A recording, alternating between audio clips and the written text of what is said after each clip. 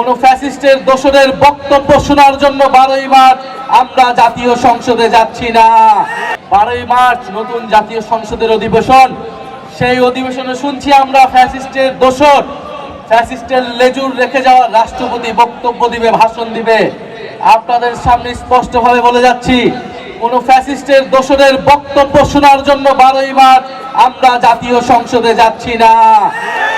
আমরা জাতীয় সংসদে যাচ্ছি। বাংলাদেশের মানুষ এই ইলেকশনে গণভোটে হ্যাঁর পক্ষে ভোট দিয়েছে, সেই হ্যাঁর পক্ষে সংস্কারের পক্ষকে বাস্তবায়ন করার জন্য, সেই সংস্কার বাস্তবায়নের জন্য আমরা 12ই মার্চ আমরা জাতীয় সংসদে যাচ্ছি। জাতীয় সংসদে আমরা যাচ্ছি কবে উচ্চকক্ষ হবে, কবে সংবিধান সংস্কার পরিষদ হবে সেই হিসাব নেওয়ার জন্য, কবে সরকার দল শপথ গ্রহণ করবে সেটা শোনার জন্য, কোন ফ্যাসিবাদের দোসরদের বক্তব্য শোনার জন্য আমরা 12ই মার্চ সংসদে যাচ্ছি না।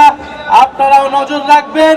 আমরা বলেছি এই রাষ্ট্রপতিকে অবিলম্বে অপসারণ করে গ্রেফতারের আওতায় আনতে হবে এবং সংবিধান সংস্কার পরিষদ করে সংস্কার বাস্তবায়ন করতে হবে, হ্যাঁ বাস্তবায়ন করতে হবে। আপনারা সবাই হ্যাঁ পক্ষে ভোট দিয়েছেন না?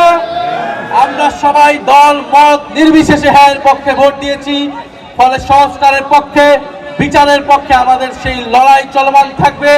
আপনাদেরকেও সচেতন থাকার, 12ই মার্চ সংসদের দিকে তাকিয়ে থাকার আহ্বান জানাচ্ছি।